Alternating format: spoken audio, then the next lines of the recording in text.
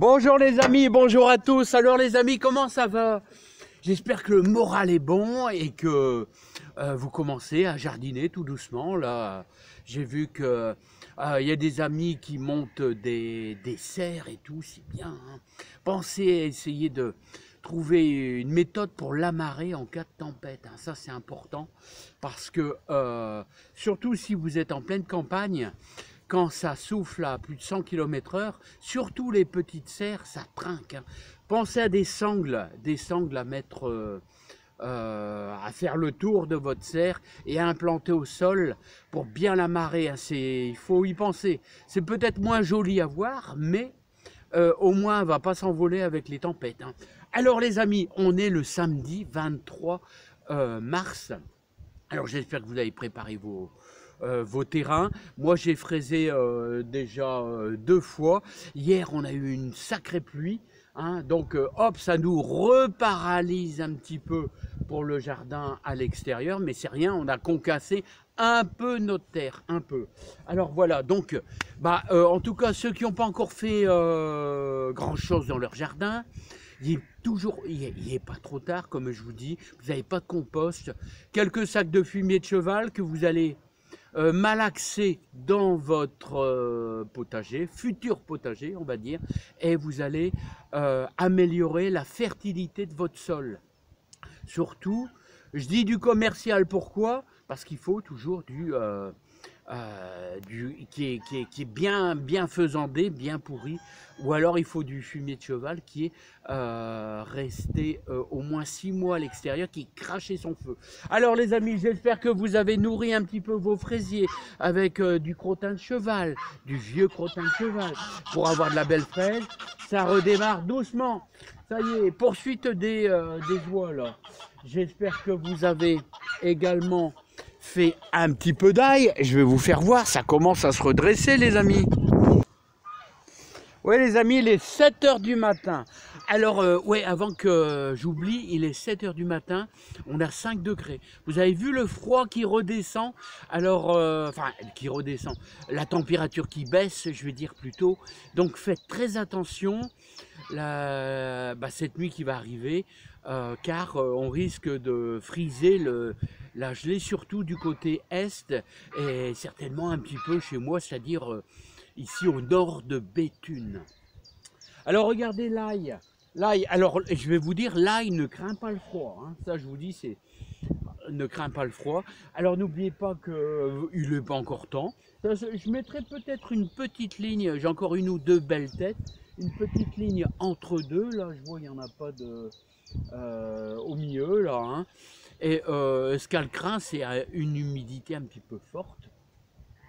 Hein, mais je vois, elle a bien résisté quand même aux grosses pluies qu'on a eues il y a 15 jours. Hein. Alors voilà, vous savez que vous pouvez semer également des manche-tout. Les manche-tout, donc, ils sont juste là. Hein, ils sont juste à côté avec les grillages et ils commencent déjà à bien se lever. Hein. Bon, j'évite d'être trop près parce que j'ai peur que vous ayez des bruits du fameux vent. Hein. Regardez, vous pouvez semer de chaque côté. Hein, parce que regardez, j'en ai mis aussi de l'autre côté qui ont été semés. Tandis que là, j'avais fait ça avec des petits pots. Allez, hop, on visite encore. Bon les amis, vous avez peut-être découvert ma petite vidéo d'il y a 2 jours. Hein, c'est-à-dire, regardez là où il y a ma petite plaquette. Là, je suis arrivé là, donc j'ai fait 1, 2, 3, 4 lignes et demie d'échalotes. Voilà, et j'en ai encore 1, 2, 3, j'ai encore 3 et un petit quart, on va dire, d'échalotes. Alors, vous avez vu que j'ai fait ça sur butte. Vous avez vu que j'ai ajouté des cendres de bois pour de la potasse. Hein. Voilà, donc, mais les amis, rassurez-vous, vous avez tout le temps pour planter de l'échalote. On est en lune descendante, donc tout va bien. Donc je vous conseille sur butte pour éviter les excès d'humidité. C'est uniquement ce but-là. Une butte de 10 cm que vous faites ça avec votre binette. Hein, et je mets 20 cm entre chaque échalote. C'est pour ça que j'ai ma petite plaquette là. Voilà, donc rassurez-vous, c'est ça que je voulais vous dire. On est presque fin mars. c'est pas grave les amis, c'est pas grave, vous avez tout le temps, on peut planter des échalotes jusqu'à la première semaine de mai, donc vous avez le temps, c'est pas grave du tout, hein, même si vous avez encore un excès d'humidité, c'est pas grave. Bon voilà, après le reste du jardin, bah, j'ai encore rien fait les amis. Vous savez que vous pouvez semer des radis, des choses comme ça, hein, vous mettre une petite ligne de salade à repiquer. Bon là, c'est à nouveau super humide. Allez, on va aller dans la serre si ça vous dit. Bon les amis, il va falloir commencer à protéger, hein.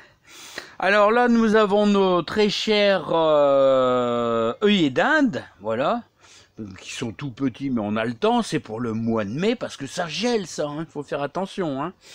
Voilà, on a nos petits poireaux qui sont pas trop moches, là, hein, à repiquer dans un bon 2 mois, mais bon, je vais peut-être les fignoler un petit peu. On a bien sûr notre persil, là je viens d'arroser un petit peu, voilà, donc c'est pour ça. Regardez comment il est beau. Alors vous savez, je vais planter tous mes pots et je vais les écarter de 20 cm et vous allez voir que je vais me faire une belle ligne de 6 mètres de persil, mais les amis, et je vais certainement en ressemer les salades, les laitues de serre. Alors, vous avez vu hier, je vous ai donné des conseils de mettre des coquilles d'œufs à mélanger à votre terre à l'endroit où vous allez avoir tous vos tomates. Ça, c'est impératif, hein. Voilà, là, on aura de la salade à repiquer. Alors là, c'est de la Batavia. J'ai arrosé un petit peu violemment, là, violemment, hein.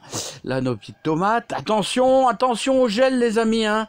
C'est pour ça, les amis, je prévois mes bâches, là, pour mettre aussi la goutte jaune d'or. Ça, je vais me faire ma petite ligne de salade. Et là, on voit notre... Ah, regardez.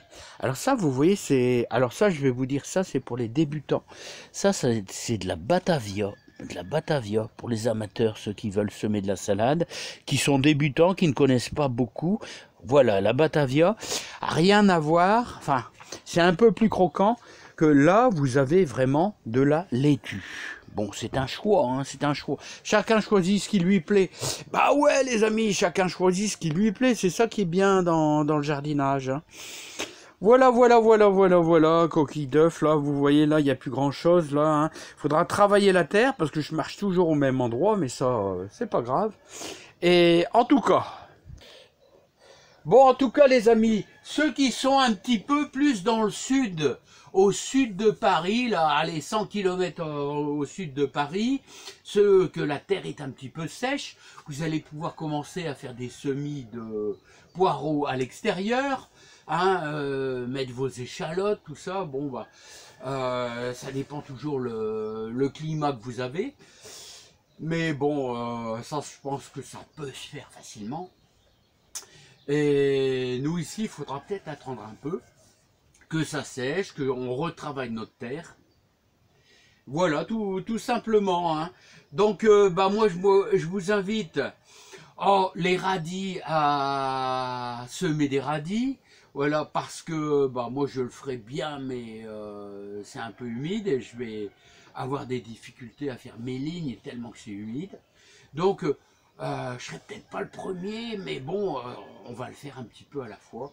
Alors doucement les amis, de toute manière, je vais vous dire, le plus gros des semis, c'est au mois d'avril. Et au mois d'avril, là on mettra le paquet, la terre va se réchauffer et vous allez voir qu'on va gagner du temps. Alors, quelques petits rappels, semer les haricots. Tout ce qui est haricots verts, tout ce qui est haricots beurre, tout ça, tout ce qui est haricots, hein, semis, c'est à partir du 25 avril. Donc, qu'est-ce que j'allais dire? Tout ce qui est carottes, tout ça, moi j'attaque.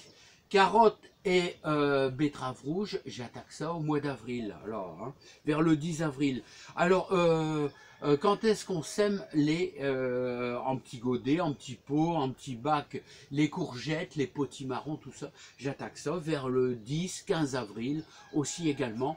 Comme ça, il y a un mois de marge pour qu'elle germe et tout, qu'elle pousse.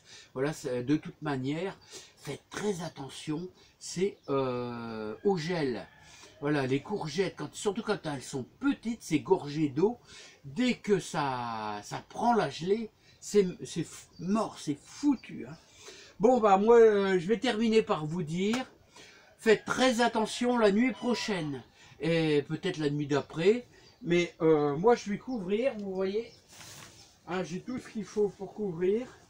Parce que, hop, vous voyez, mes petites vaches transparentes, ça c'est indispensable les amis.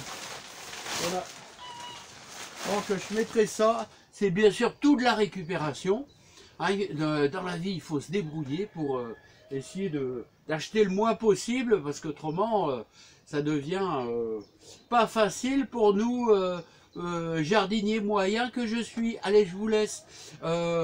Peut-être à cet après-midi, peut-être, ça dépend, si je vous ferai peut-être un petit coucou, ou certainement dimanche matin avant de faire mon petit tour de VTT de 40 km. À bientôt les amis. Beaucoup de joie, beaucoup de bonheur, beaucoup de réussite dans votre jardin. Attention au gel qui risque d'arriver. J'espère que non, mais n'oubliez pas, même les pommes de terre, il va falloir leur mettre un petit peu de paille au-dessus, hein, ou du foin pour les protéger. Allez, bye bye les amis.